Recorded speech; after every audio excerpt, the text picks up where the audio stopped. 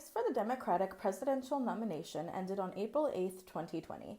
Vermont Senator Bernie Sanders announced that he will be ending his run for president, clearing the way for former Vice President Joe Biden to become the Democratic nominee. Sanders told his supporters that he could not continue to run for president in good conscience amid the COVID-19 pandemic. Joe Thomas, a socialist and member of Rebels for Bernie at the University of Nevada, Las Vegas, says that the fight for a more progressive country is not over. My name is not Bernie Sanders. A lot of people are not Bernie Sanders. He can endorse whoever he wants. But my policy was always the second he does it, I will go on this progressive movement without him. And that's what I continue to do. And that's what a lot of people are continuing to do. I still respect the man and I still adore him for what he started. But he's definitely not integral to what we are continuing. And I'm sure that in the bottom of my heart that he knows that as well. That he knows that, again, he put in his slogan, not me, us. He knows that he isn't the only thing keeping this movement going.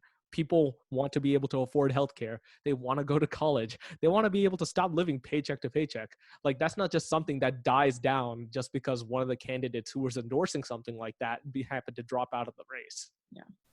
Big name schools with Students for Bernie clubs all across the United States have been tweeting, quote, "We are not endorsing Joe Biden." These tweets have left many young Sanders supporters and progressives wondering what they should do with their votes. There seems to be this idea that just because Bernie is out of the race, that the leftist movement or this progressive movement has suddenly died out.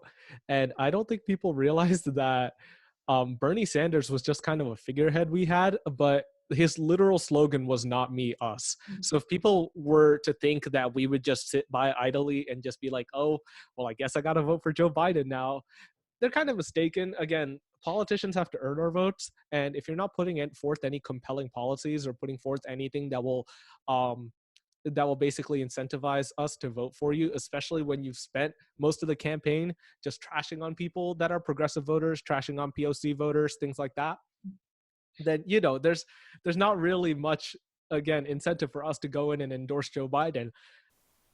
Sanders paved the progressive movement for decades. While his run for 2020 is over, young progressives will keep fighting for a future to believe in. For Studio G, I'm Marlyn Sarkissian.